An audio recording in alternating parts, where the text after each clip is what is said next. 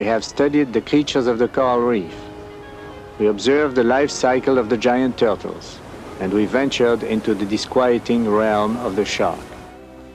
Now we seek the largest animal that ever existed, the whale.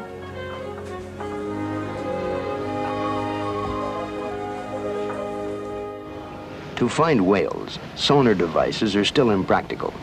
The only reliable means is the lookout, scanning the horizon for telltale spouts.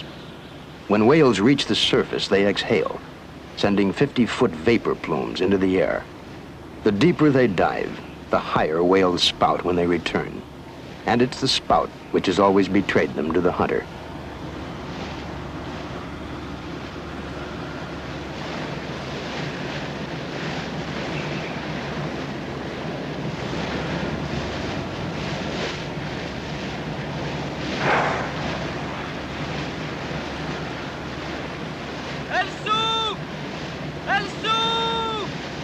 Droit devant!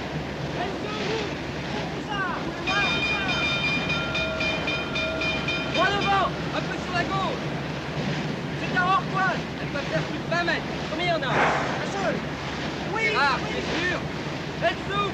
We know from the size and the characteristic hook-shaped dorsal fin that this is a finback whale.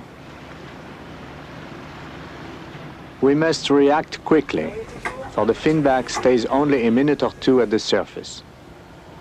Then it will dive and be lost for as much as 20 minutes. Traveling alone or in groups of 2 or 3, the daily routine of a finback is unknown.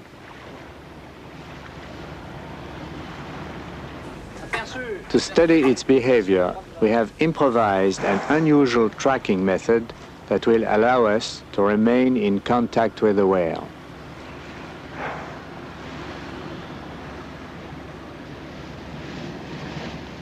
Chief diver Albert Falco becomes Queequeg, the harpooner of Moby Dick. The shaft is long enough to give balance for throwing, but the barb is designed only to hook into the thick blubber, not to injure or kill.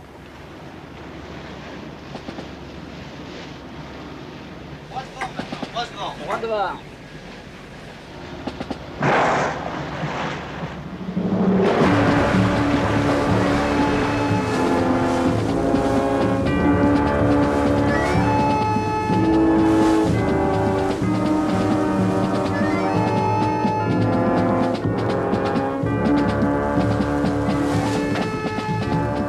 Buoys attached to the harpoon by 1,500 feet of line will reveal the location of the whale while it pursues its secret life 1,000 feet below the surface.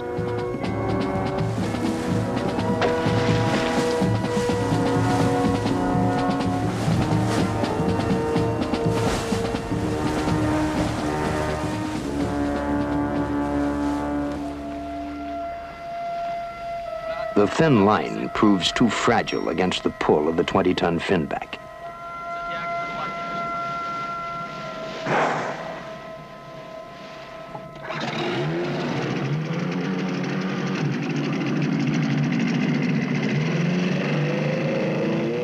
To harpoon the finback again, the speedy Zodiac must be used.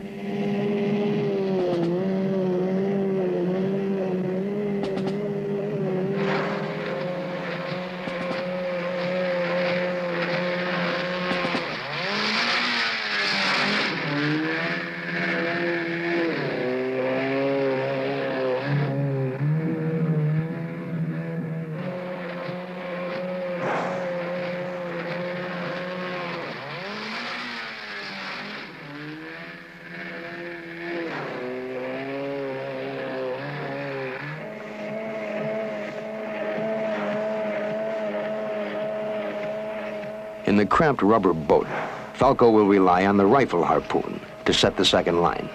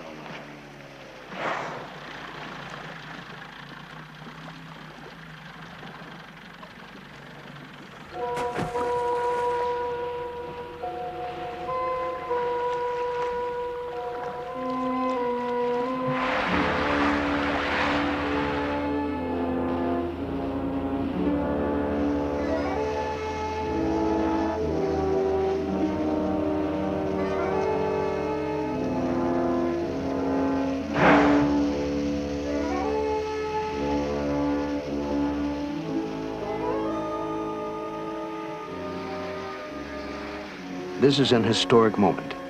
For the very first time, the finback whale is seen and filmed underwater in the open sea.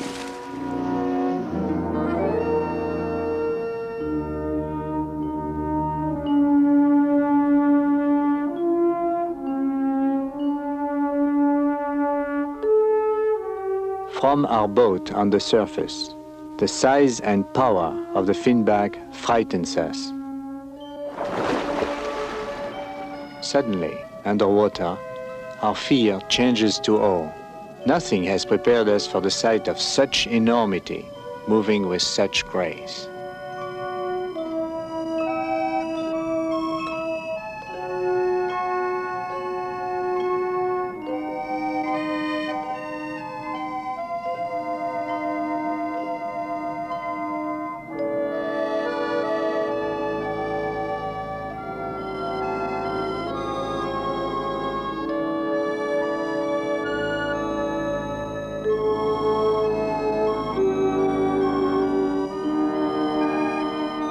The tail of a finback measures 12 feet across and generates 200 horsepower. It is also the only defensive weapon he can use against predators, the shark, the killer whale, and even man. We are both mammals, man and the finback. Much of our body physiology operates in the same way. But in his adaptation to the sea, the whale has undergone critical changes. He is free in the three-dimensional world of the sea, and we are not. So it is with a sense of envy that we watch the finback return to the deep.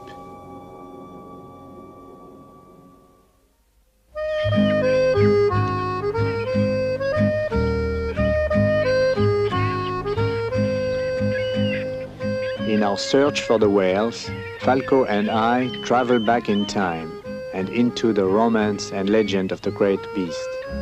We are steeped in that atmosphere at Mystic Seaport in Connecticut, the restored whaling village. Here rests the last surviving wooden whaling ship, the Charles W. Morgan, which made her final voyage in 1921. The men who sailed her helped create the myth of the whale and the terrifying tales they brought back from the sea. In the words of Starbuck, chief mate of Captain Ahab's ship, "I will have no man in my boat who does not fear a whale." They sought the sperm whale, rich in oil, big, fast, and strong. Once spotted, the longboats would give chase. Often they would track the whale for hours. 6 men, in a boat 28 feet long, pursuing a whale weighing 40 tons and measuring 50 feet or more.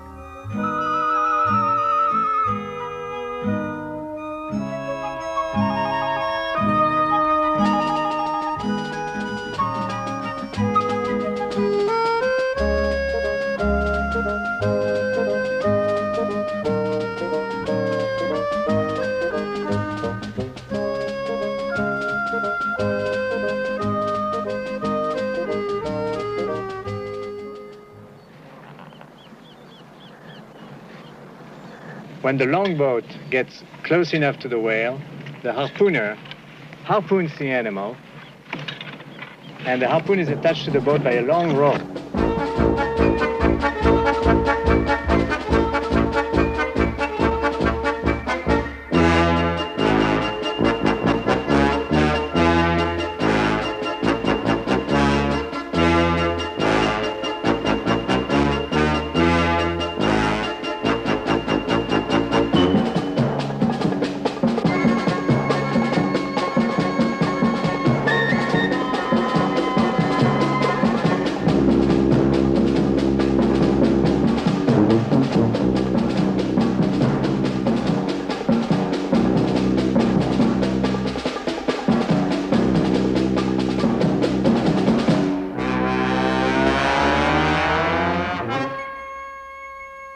Then, later on, the whale is killed with a lance.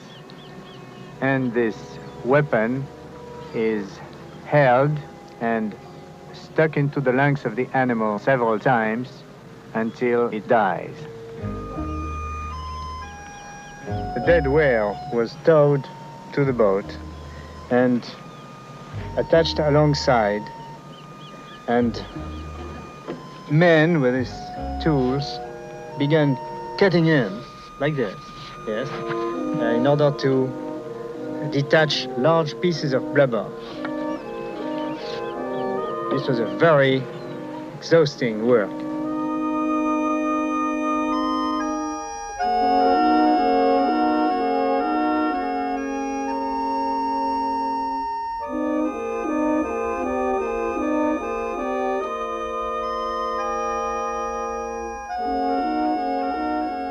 The head of the sperm whale contained a very special treasure, several barrels of pure oil.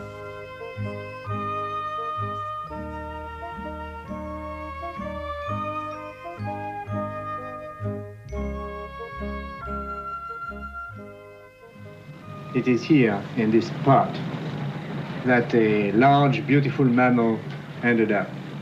Crewmen boiled its blubber into oil with a screwed tube. And of course, I imagine that with rolling and pitching, this oil must have spilled all over the deck, and that the smell must have been absolutely awful. It took about 3 days of hard work to take care of the grease and oil of one single whale. With such primitive equipment, the total catch per year was about 8,000 whales. Tragically, whalers today take 10 times that total. At the Smithsonian Institution in Washington, a life-size model provides a unique opportunity for studying the anatomy of a whale. Here, frozen for eternity in paint and plastic, it hints at its awesome secrets. Yes, Weber, it's the largest animal that ever lived, a blue whale. This model represents a blue whale, 92 feet long and weighing probably 135 tons. Whales actually were probably land mammals about 30 million years ago. And they have adapted a beautiful way to the aquatic environment. His eyes, for example, are relatively small and his vision poor, but his hearing is very accurate. His forelegs became flippers, and as his body streamlined, his hind legs disappeared. Now his powerful tail takes up a full 1/3 of his length. This creature lives mainly on tiny shrimps. Opening a wide mouth and inflating his elastic frills, he takes in tons of water, then pushes it out through these strainers of whalebone which retain the shrimp. There are over 50 varieties of whales. Most of the large ones, the baleen whales, have whale bones instead of teeth. The sperm whales and the killer whales, on the contrary, have powerful teeth. They could, if they ever wished to do so, attack and even eat a man.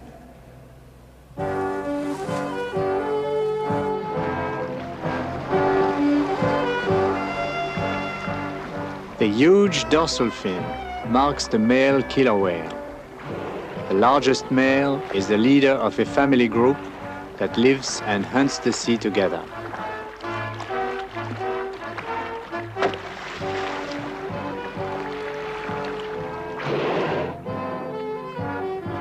Killer whales have been captured alive. To study one at close range, Falco travels to Marine World in California, where he meets director Brad Baru and a 20-foot female killer whale named Clyde.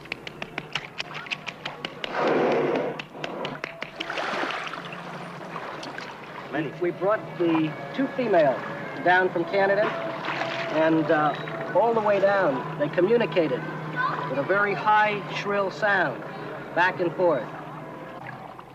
The killer whale is known to attack dolphins and seals, and it appears at sea as if all creatures scurry from their path. Yet in the rare encounters of divers with the killer whale, he has always seemed to be only curious and friendly. Wonderful animals. They seem to be very intelligent. They seem to be adapting faster than the porpoises at this time. They respond to the sound. Yeah. temperamental. She has a mind of her own.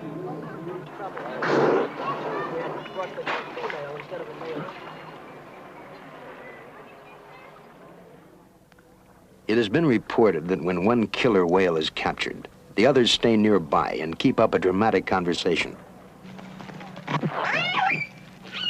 This sound has been recorded, and we play it back in the tank to observe Clyde's reaction.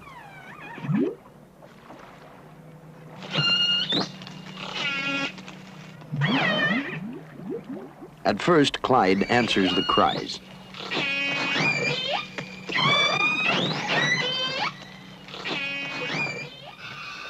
Clyde is still too new to captivity to trust completely. Falco enters the tank gingerly, unsure himself in a sea only 40 feet across. When the sound is switched off, Clyde turns away.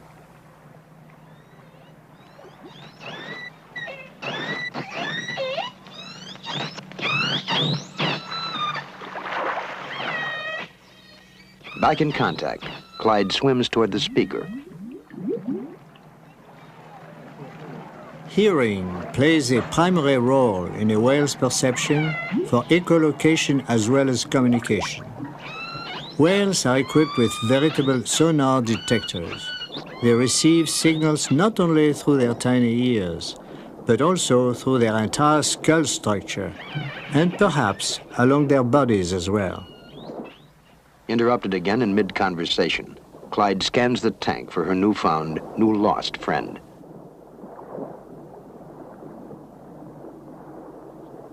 One day, we may be able to understand this squeaky language, but for the moment, it's enough to know they speak and understand.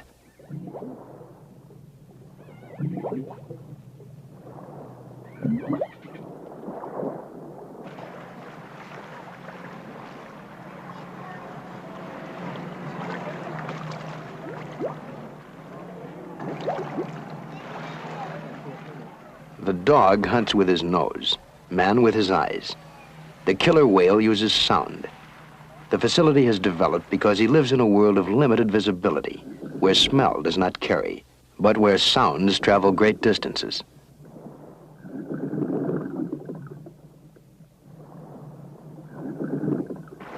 Not enough is known about whales yet to determine what role their clicks and grunts play in hunting. But Clyde, on the way to a snack, is deterred by a thin board she could crunch into sawdust. Only a form of sonar could have directed her lunges and retreats.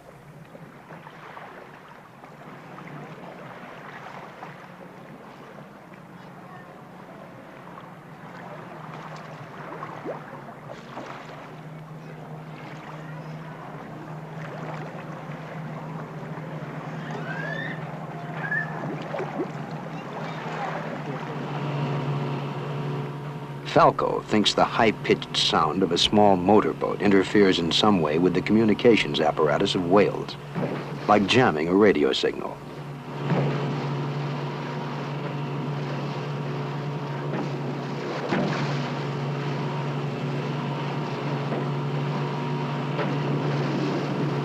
Falco's experiment works almost too well. The scream of the motors sends Clyde into a fury of confusion.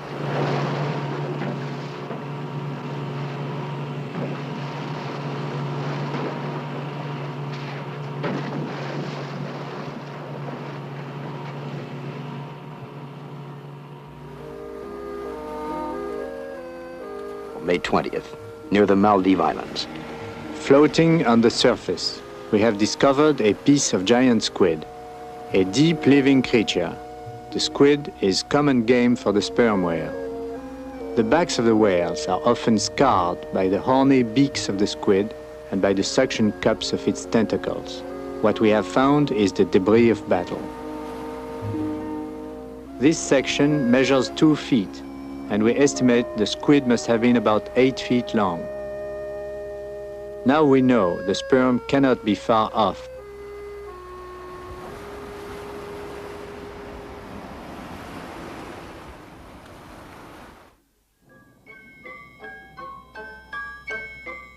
Minute drifting plants begin the chain of marine life. Small creatures feed on this watery meadow. They are prey for larger creatures, who in turn become a part of the food chain that reaches the largest squid at 3,000 feet. It is to feed on squid that the sperm whale developed his remarkable capacity for deep dives. The search is underway for sperm whales in the area where the piece of squid was discovered.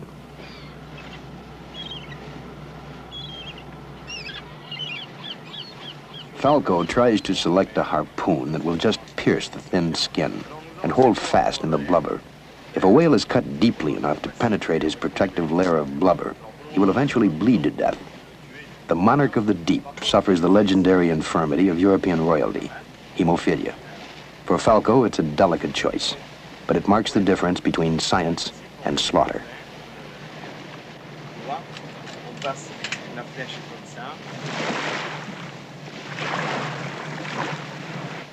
This time it's Dumas who raises the first whale. By the angle of its spout blowing from the left, he knows it's a sperm. Elle s'ouvre! Droit devant! Elle oblique sur la gauche! Où ça? Tous les voir? Droit devant! Un peu sur la gauche, c'est sûr! C'est un hors-quoi! Of all the whales of the sea, the spermaceti whale has most captured the imagination of sailors and landlubbers alike. Herman Melville's Moby Dick was a sperm, as were all the savage whales of fiction. Their huge foreheads give them a majestic and fearful appearance. They have been said to ram ships with this forehead, battering at them until their hulls cave in.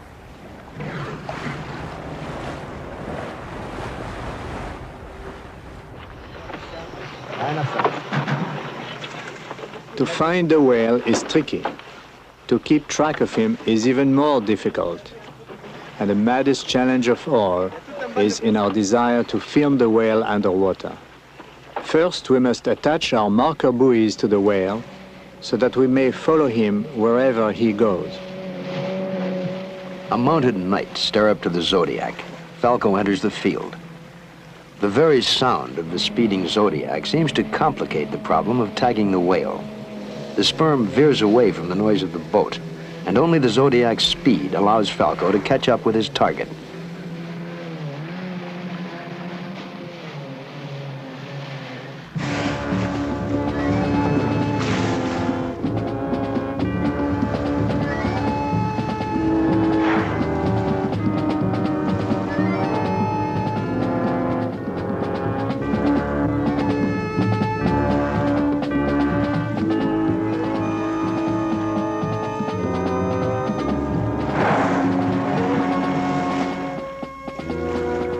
The first step is accomplished. Our bouchon de champagne, our champagne cork, follows behind the whale, securely attached to his back. For night tracking, a suitable target for Calypso's radar is needed. Aluminum foil supplies partial solution. It'll be hung in the sky above the whale. The finishing touch is a kite-toon, part kite, part balloon. Trailing a 75-foot aluminum foiled tail, it'll be attached to the buoy, attached to the whale.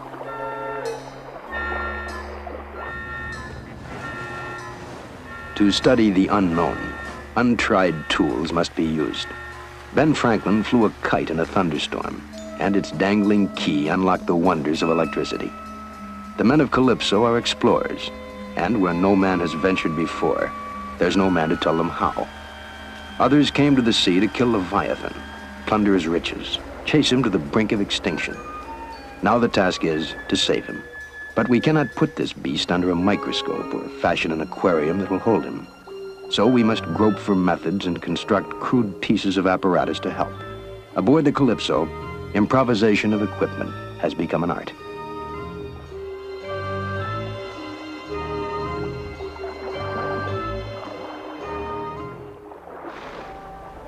The sperm whale migrates at the surface, but feeds in the depths. 2,800 feet of line stretch from the whale to the kite-toon to allow for his dive. In a characteristic gesture, the tail fluke points skyward, and the sperm whale sounds.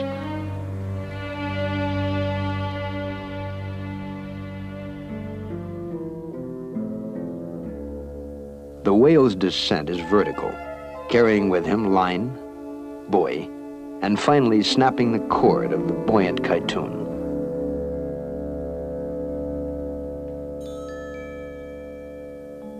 For the first time, it has been proven that the whale travels more than a half-mile down in his search for food.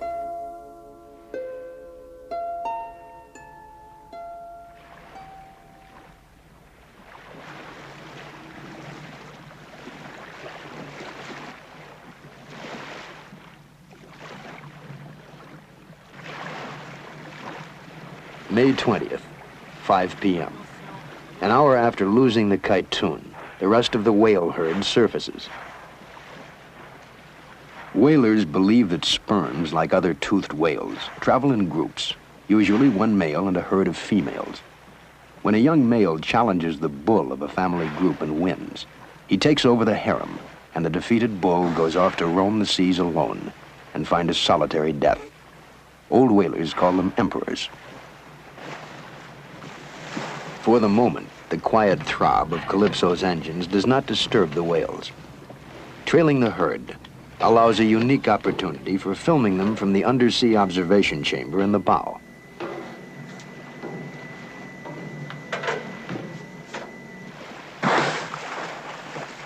Attention, phoné. Alors attention, on tourne, hein.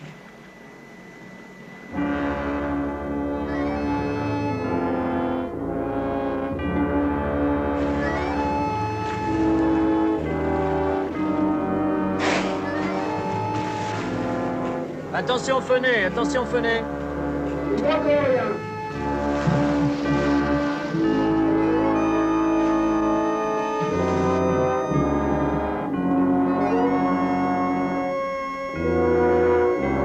Les commandants, ils sont toujours sur tribord.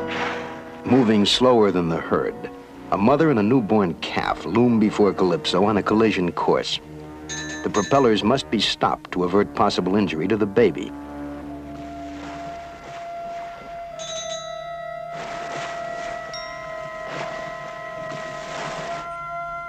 Oui, mais on approche des baleines, attendez. Non, je les vois pas encore. 20 mètres, 15 mètres, 10 mètres maintenant, attention.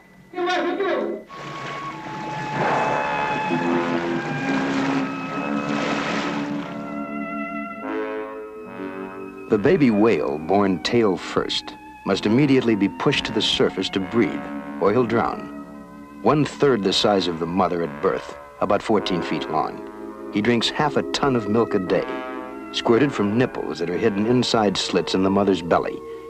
He will be full grown in 10 years, can live to 30.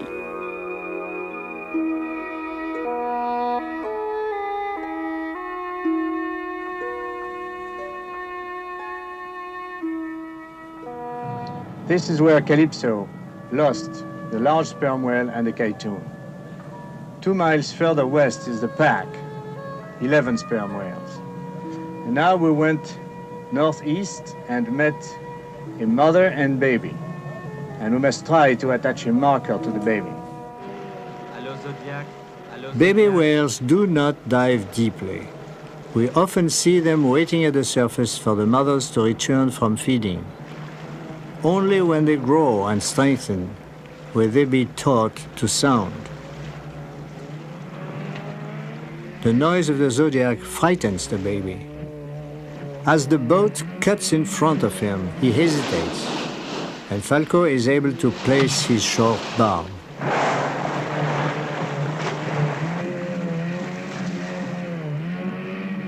We have isolated the baby not to harm it, but to study the reactions of the baby and mother and the herd. Because we feel uneasy about what we have done, we hurry to check the condition of the young whale.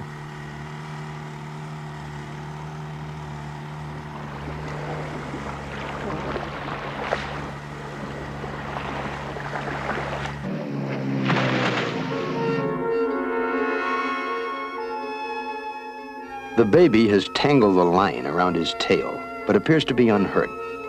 Secured like a lasso, the rope should hold. So begins an unprecedented investigation into the social behavior of the sperm.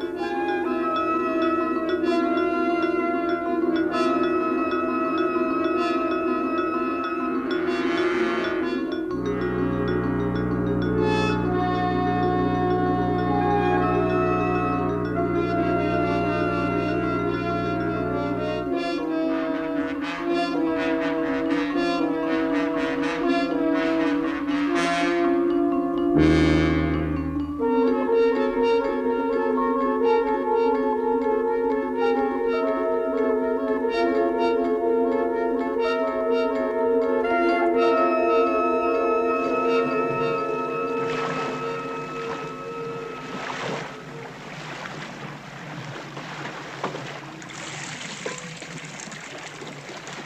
now a little further north, and we have been successful attaching a kytoon to the baby.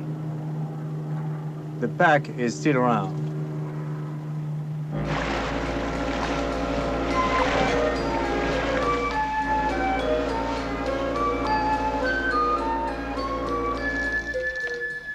The Calypso raises signals to warn other ships that she is on track and not free to veer from her course.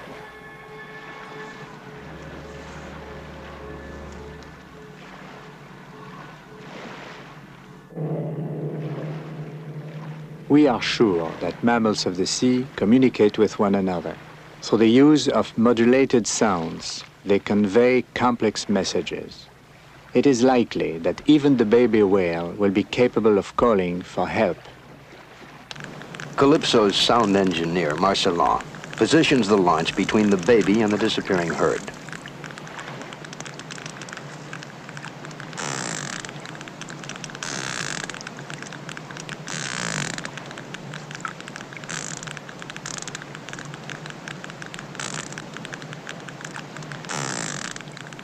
The hydrophone records two sounds. The constant clicking is the sonar beeps of the baby. The growl is his voice, his cry perhaps.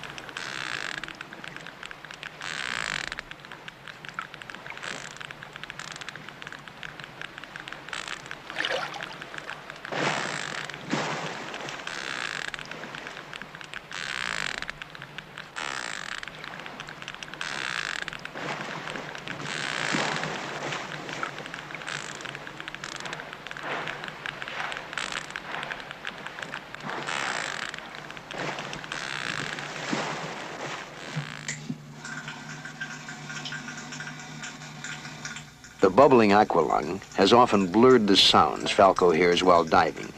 For the first time, he can hear the whale clearly. C'est assez curieux. C'est beaucoup plus près. Ouais. T'attends? Ah oui. Curieux. Tu penses que c'est le petit qui était oui. plus rapproché? Oui. Le petit était plus près de moi, il est... Voilà, tu vois? Plus près. C'est très curieux. May 20th, 5:30 p.m. A rotating watch checks the movements of the whales. Whatever course the herd takes, the baby follows. By late afternoon, it appears as though other whales have joined the group. Perhaps some sense of community danger has drawn them, for the sperm whales are like a marching nation, moving inexorably from one pole of their migratory trek to the other. The buoy holds. The kytoon drifts behind. And as Calypso tracks the baby, crewmen, without realizing it, look up from their work periodically to check the progress of the infant sperm. The experience today has given me the basis of an intriguing theory. Apparently, in the oil-filled head of the creature lies the key to its success. The monstrous head appears to be an ultra-directional transducer of sound. This extraordinary sensitivity enables him to hunt in the darkness of the deep. Qu'est-ce que tu sais comme chanson? C'est rien alors.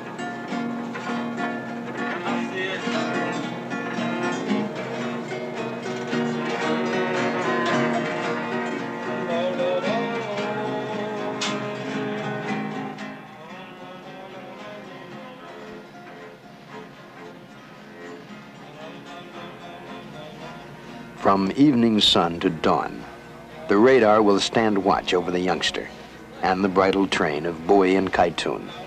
In a very few hours, he has come to be more than simply the subject of an important study.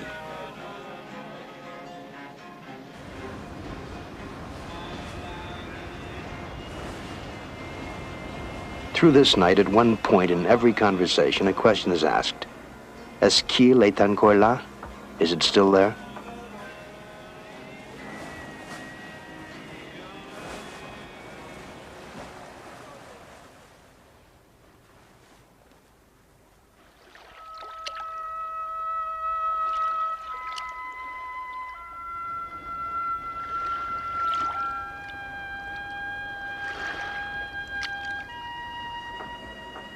The radar bouncing signals on the aluminum foil tail of the Kytoon has kept Calypso within 5 miles of the baby through the night.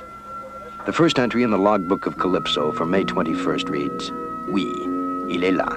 Yes, it is still there.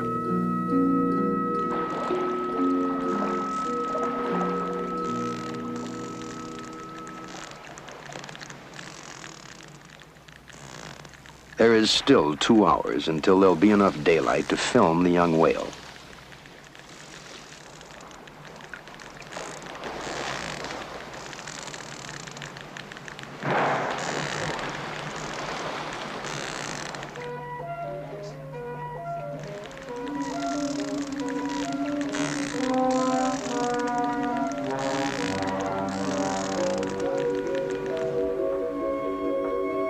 The constant chatter of the baby and the answers of the herd have reverberated through the sea. The morning lookouts report there are spouts on the horizon for 360 degrees around the ship. A few of the larger whales begin dropping back from the herd, and the intensity of the baby's cries increases.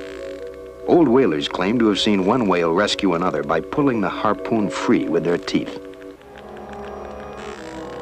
The mother cradles the baby in the way of whales, chattering her special sounds. It bends the imagination to consider that her sounds are instructions.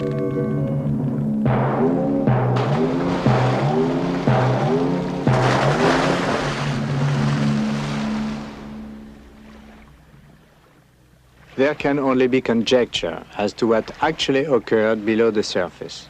The harpoon now raises new questions. Was it jarred loose or actually pulled out by the mother?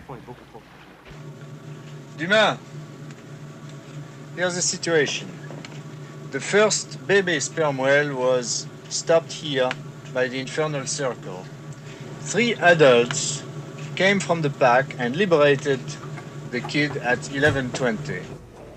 Attention, ça fait à peu près 15 minutes que les cachalots ont compté et ils vont pas tarder. Falco orders the boats to search for the baby.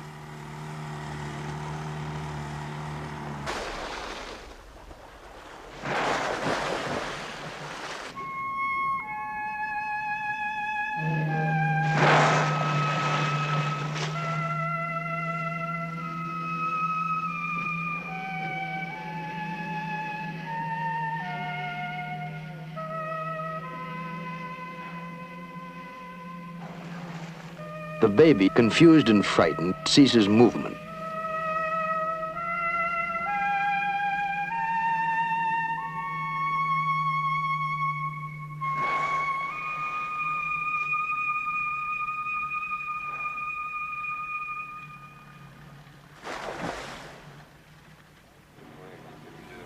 Falco prepares the marking tag while a new tracking buoy is attached to the baby. In years to come, the tag may provide an invaluable record of whale behavior and movement.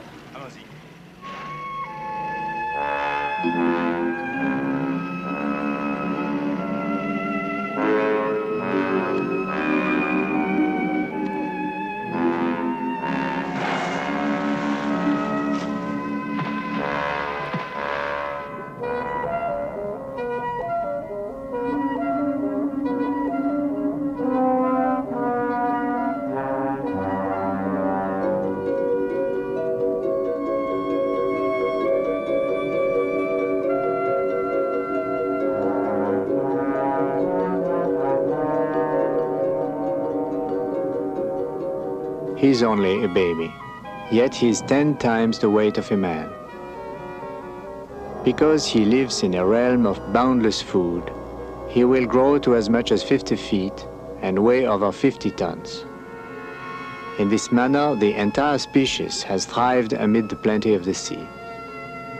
In all likelihood, they will continue to grow larger and still larger through ages to come.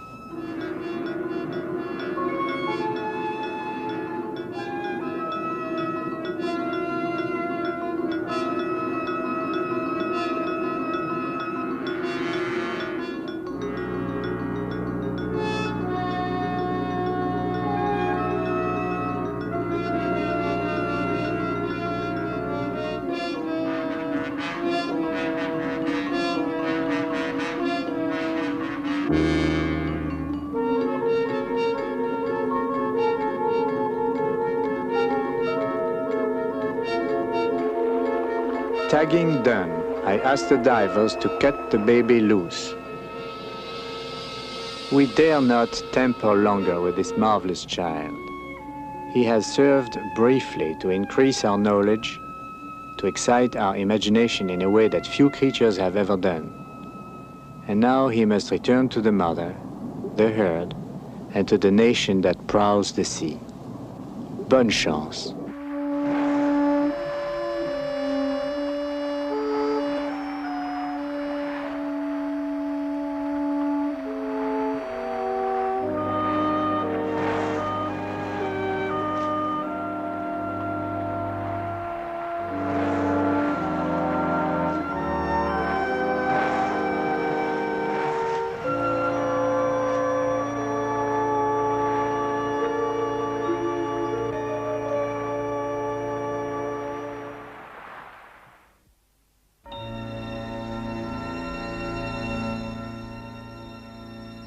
In the first years of the Calypso's travels, eager to explore the sea's unrevealed secrets, we searched all sorts of wrecks and plunged into lakes, rivers, and submerged caverns using diving gear and mini-sub.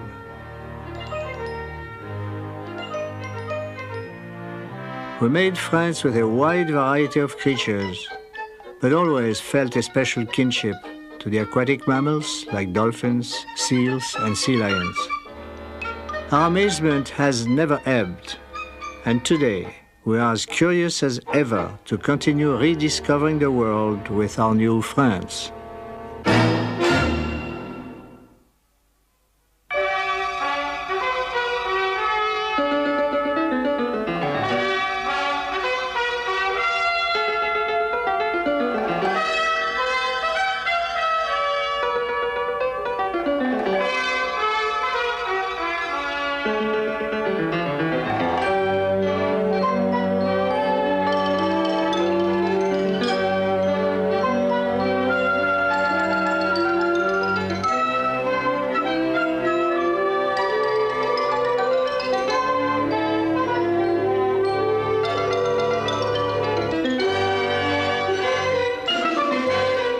We have studied the creatures of the coral reef.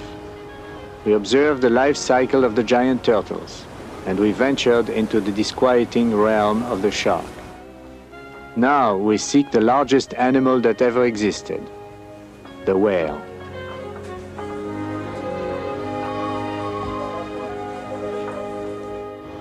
To find whales, sonar devices are still impractical. The only reliable means is the lookout, scanning the horizon for telltale spouts. When whales reach the surface, they exhale, sending 50-foot vapor plumes into the air. The deeper they dive, the higher whales spout when they return. And it's the spout which has always betrayed them to the hunter.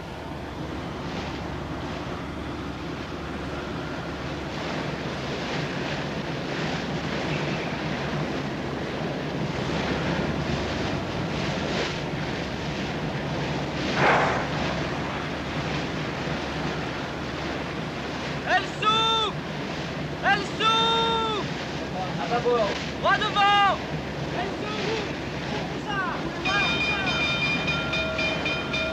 Droit devant! Un peu sur la gauche! C'est un hors-poil! Elles peuvent faire plus de 20 mètres! Combien il y en a? Un seul! Oui! C'est rare, c'est sûr! Elles s'ouvrent! We know from the size and the characteristic hook-shaped dorsal fin that this is a finback whale. We must react quickly, for the finback stays only a minute or two at the surface. Then it will dive and be lost for as much as 20 minutes. Traveling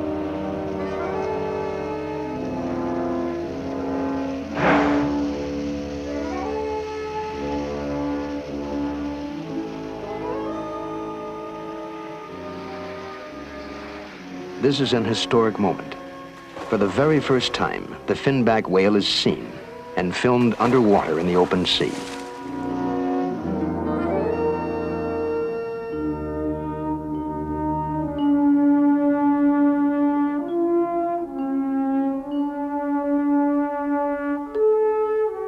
from our boat on the surface, The size and power of the finback frightens us.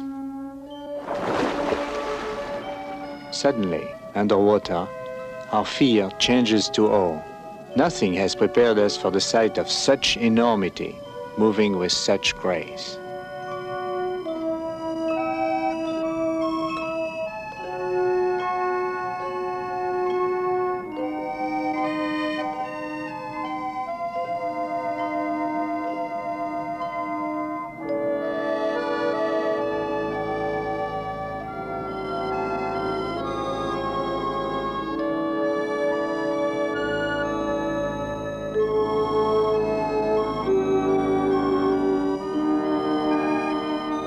The tail of a finback measures 12 feet across and generates 200 horsepower.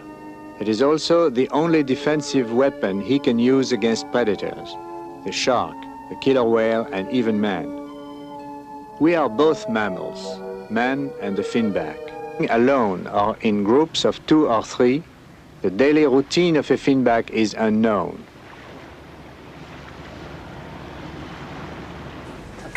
To study its behavior, we have improvised an unusual tracking method that will allow us to remain in contact with the whale.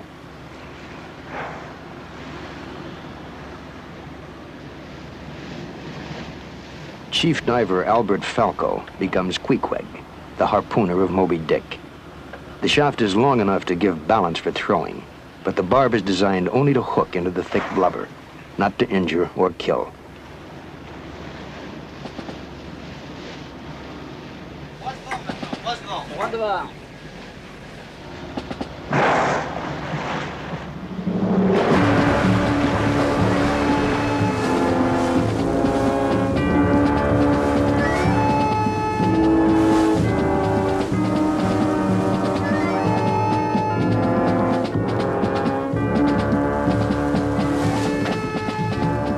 Buoys attached to the harpoon by 1,500 feet of line will reveal the location of the whale while it pursues its secret life 1,000 feet below the surface.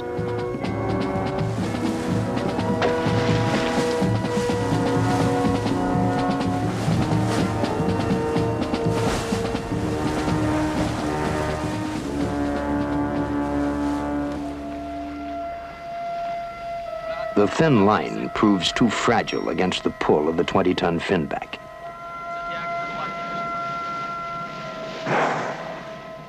Much of our body physiology operates in the same way. But in his adaptation to the sea, the whale has undergone critical changes.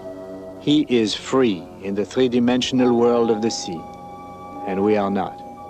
So it is with a sense of envy that we watch the finback return to the deep.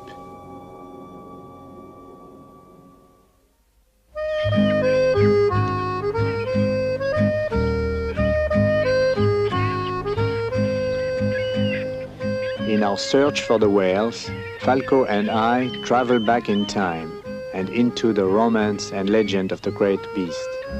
We are steeped in that atmosphere at Mystic Seaport in Connecticut, the restored whaling village.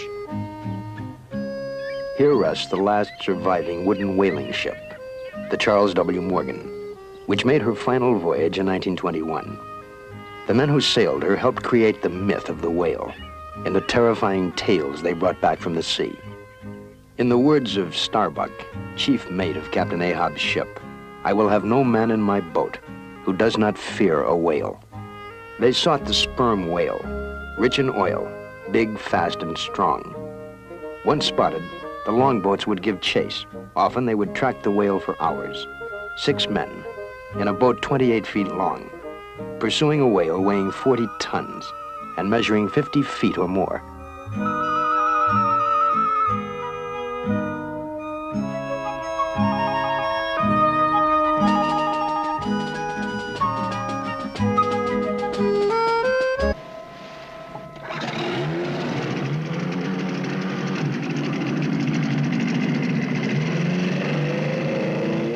To harpoon the finback again, the speedy Zodiac must be used.